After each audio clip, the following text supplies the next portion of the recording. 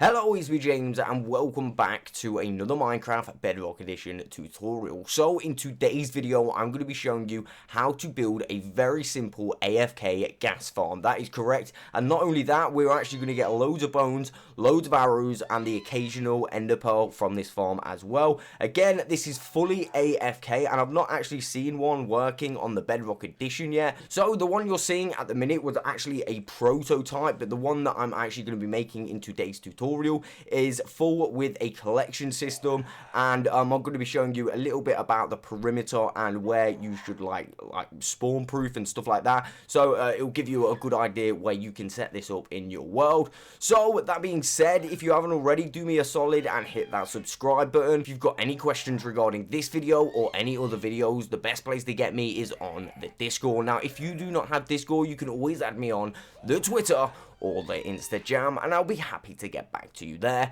That being said, let's get straight on into today's video. So, as far as the material list goes, I am actually going to put a rough estimate of the stuff in the description below. However, it really isn't that much stuff. I mean, the most thing you are going to need is actually rails. So, that's probably the most expensive thing anyway, and a few hoppers. So, other than that, it's really quite simple. Okay, so the key to this farm is definitely the location of where you actually put it. So as you can see, I've picked this location. There are definitely going to be better locations than this. I'm just going to put it out there right now. Again, you can see I've had to do an incredible amount of slabbing, and it didn't just end there. Again, I'm going to show you very briefly some caves that I had to slab as well. Again, it was really annoying, but it did need doing. So if I just, for example, go in here, and I'm just going to use a x-ray glitch just to show you guys exactly what I had to do. So basically, if I just walk towards the shulker box and then go into the wall, you can see the extent of how much slabs I had to put down. You see that? There was a few caves which I didn't actually realize at first, and I had to go through all the caves and actually slab all of those up, which it was really long. However, like I said, if you pick the right location the first time, you won't have to do as much slabbing. So it's definitely worth taking your time and looking for a decent location for this farm, and the rates of it are definitely going to be improved by doing that. And like I said, you can always add other layers and other modules to this farm as well, which are going to massively improve the rates as well. Okay, so the next step, what I would do is dig yourself a hole like this. Once you've found out the location you want your AFK spot. Again, a nice little trick for you guys anyway is to prevent yourself putting so many slabs. You want to go into a kind of mounting area like this, high up in the sky, and that way you shouldn't have to actually slab out a huge area like I actually had to. But yeah, you can actually get this to work really well if you pick the perfect location. So as I was saying, the next step, basically what you're going to want to do is dig a 2 deep 21 by 17 hole. Now this one is going to be fit for 5 tracks, and you'll see what I mean by 5 tracks after. So once you've done that, basically as you can see, this is 2 deep, like so. So we're just going to go 1 and 2. So it's 2 deep, 21 long, and then 17 wide, like so. So every 3, you're going to want a solid block on the top, like so. Again, just ignore these for now, and you're going to want to do that every 3. Basically, when we go to put tracks here, like so,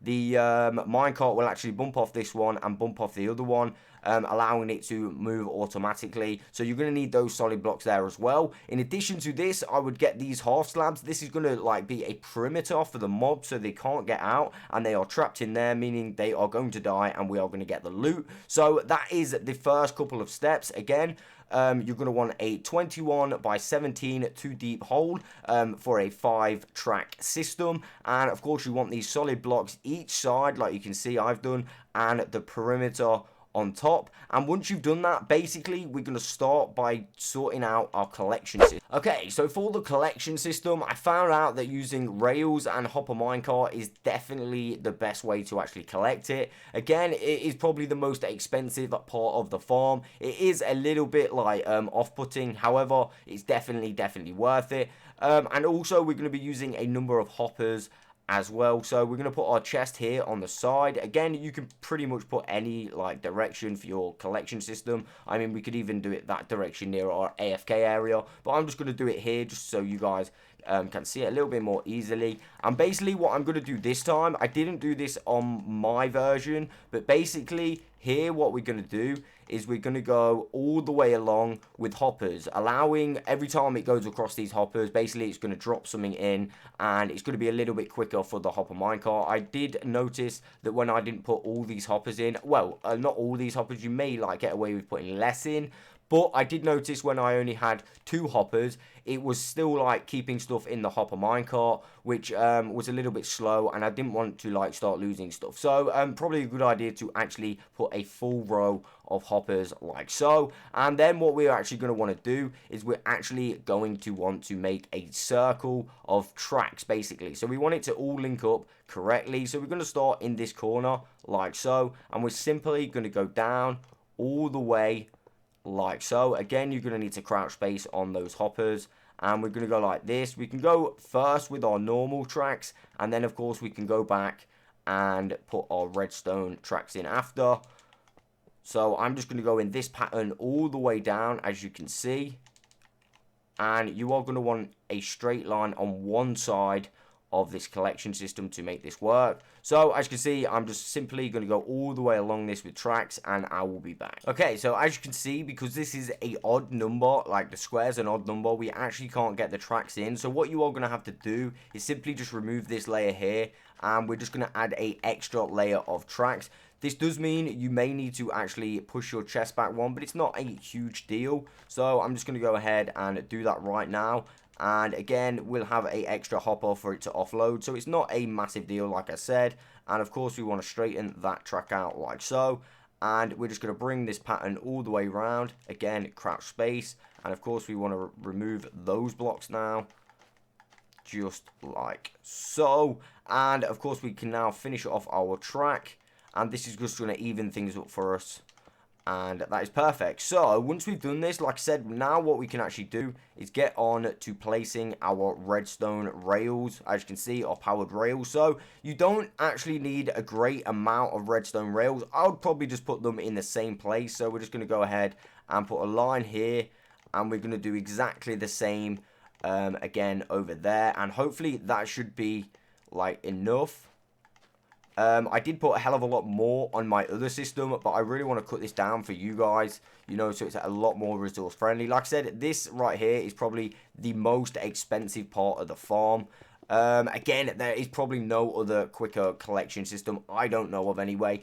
But if you know of something, please let me know in the comments below. So yeah, all we're going to do now is simply go ahead and place our redstone rails like so. And I'm going to go and do this one more time just over here. So we're just going to remove all of these. And I'm pretty sure that should give it enough power to actually get around the whole system without stopping. Because if it stops, we've got a big problem on our hands. We're going to want to test this out. So we're just going to go there. We're going to push that along. And we can simply just watch it go all the way around. Now, of course, we've still got that stretch on that side, which we may need to add one on, and that's what I'm going to do. I'm going to add one in the middle just here, and I think that will do. So hopefully now that's more than enough. You may even need less than this.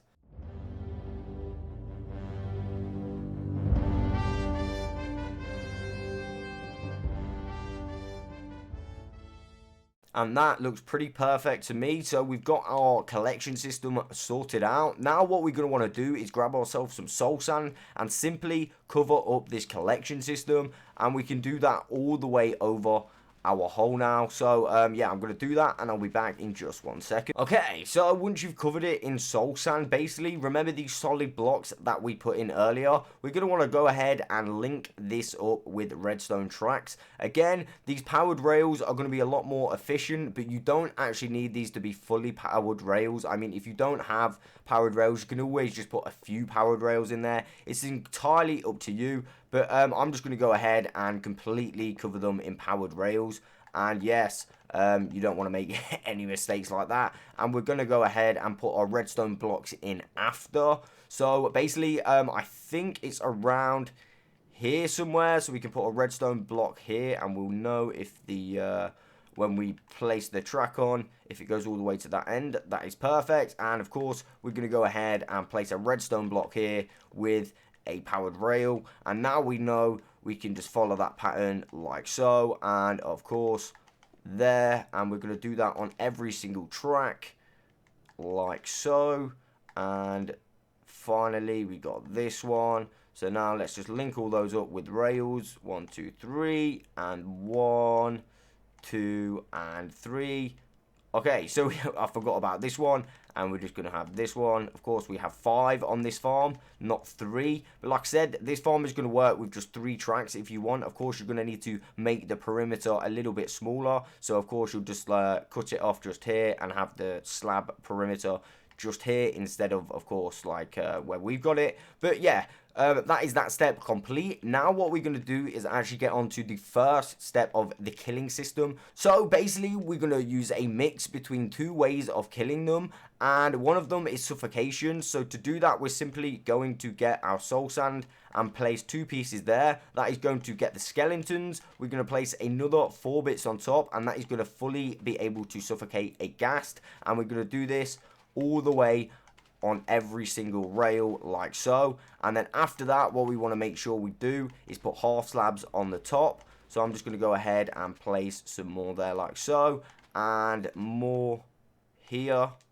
Boom, boom. And now we're going to make sure we're placing the half slabs on the top. Now the trick is here, it's a really nice little feature. Basically, we're not going to put a full roof on this farm. Instead, we're going to use these half slabs as like a kind of an indication, if you like. So we're going to come and bring that all the way across, just like so, and we're going to do that every single time. This is going to stop the ghast flying away, and we're going to be able to kill them every single time. So you're going to want to do this on every single track that you do. Again, you can do more than 5 if you want, but like I said, I'm just doing 5 to make this a little bit quicker for you guys. And of course, we've got our last one to do now, so we're going to go ahead and do that. So once we've done that, we can just literally copy this side and put all of the blocks like so. Again, I'm fairly certain this is the minimum amount of blocks you need to actually get them to suffocate all the mobs. We did try it with smaller amounts, however it was like temperamental, so just make sure you put all 6 blocks here,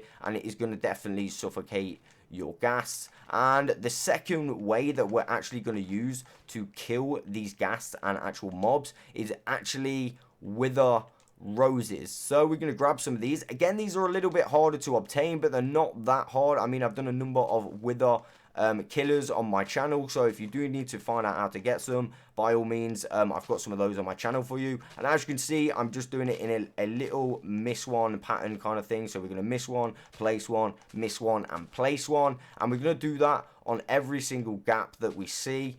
So basically, yeah, they're going to spawn and walk into these as well, and they're going to take some damage, and then they're going to get forced into one of these tracks. And of course, they're going to take even more damage from these. Sometimes the ghast can't even move, and they just take damage straight away, which is really good. So it makes them die quicker. Either way, they die, and we get the loot. So I'm just going to go ahead and fill this up with wither roses, and I will be back. Okay, so I think we're coming to the last few wither roses, and then we are pretty much complete. So of course, I'm going to need to turn my difficulty to hard, and once I've done that, but first of all, before I actually do that, we're going to grab ourselves 5 minecarts, because we need to actually get these minecarts rolling. And all we need to do to get those rolling is simply place them against these blocks, and they will do it on their own. That's the really good thing about having these solid blocks. Again, you want to make sure these are just like solid blocks. Again, redstone does not work. I don't know why redstone just does not work, so make sure they're like soul sand or just something easy to obtain. Again, that looks pretty good to me. Now what we can actually do is go fully AFK and see this thing working. Now again, because I'm over here, we're not actually going to be able to see it massively. I mean, I could remove some blocks for you guys so you could see it a little bit better. But it's not going to do a great deal. And of course, for every block that I'm removing, I've got to make sure that I mob proof those blocks. So yeah, my AFK spot is in here. And again, I found another little technique which actually helps it out, like spawning mobs. So basically, if you get yourself a little track like this, and you're going in and out the spawn area, which I think is 20 to 40 blocks. So 20 blocks from me, they're not going to spawn, but from 20 to 40 blocks, that is the spawn radius. And basically we're going to go ahead and put this on hard, like so. And now we should actually get some mobs spawning. So again, the more mob proofing you do, the better this farm is actually going to produce. Okay, so I don't know if you can hear that, but there is a ghast in the farm at the moment. It's literally been a few seconds and we've got a ghast in there. So like I said, you'd obviously want to go AFK like this in that perfect position, making sure everything is like mob proofed. That is going to make the efficiency of this farm a lot greater. And I think we've just seen a skeleton over there as well. So just here, as you can see like how it's going to work with the skeletons. The skeletons get pushed in and yeah, they take this damage, and that's exactly what happens to the ghasts. Again, I'm not sure if we've got anything. We've got one ghast here so far. We've got a couple things like that, so it's pretty good. And again, we've not really been going AFK for that long. Again, I want to try and show you a ghast getting trapped in there. That'll be really epic. So of course it's a little bit harder for me because I'm AFK somewhere where I can't really see the farm, but when I do see it happen, I'm going to try and show you because it's really good. Okay, so we've got a ghast in there. Let me go ahead and show you how it's working. As you can see, the ghast has spawned. It's gone right on the track. It's getting suffocated by these and also getting damaged by the wither roses. And as you can see, there's our loot just there. So if we carry on watching that loot, that is going to get picked up and took to our collection chest. Like I said, this is a pretty good farm. I mean, I've got a project where I need a hell of a lot of ghast tiers, and this is going to come in real big handy for that project anyway. I mean, the track is taking quite some time, but there we go. Just as I said that, it actually collected our items. So that is pretty much the farm complete. Again, I would like to show you a little bit more, but there is really nothing else to show about it. I do hope that this helps you out in your world. Again, make sure that you're getting all of your area spawn proof, because that way everything is going to be force spawned into your farm. And again, you can fully expand this, which is going to maximize the efficiency of the rates and drops. So that is literally all I've got time for today. I will catch you on the next one.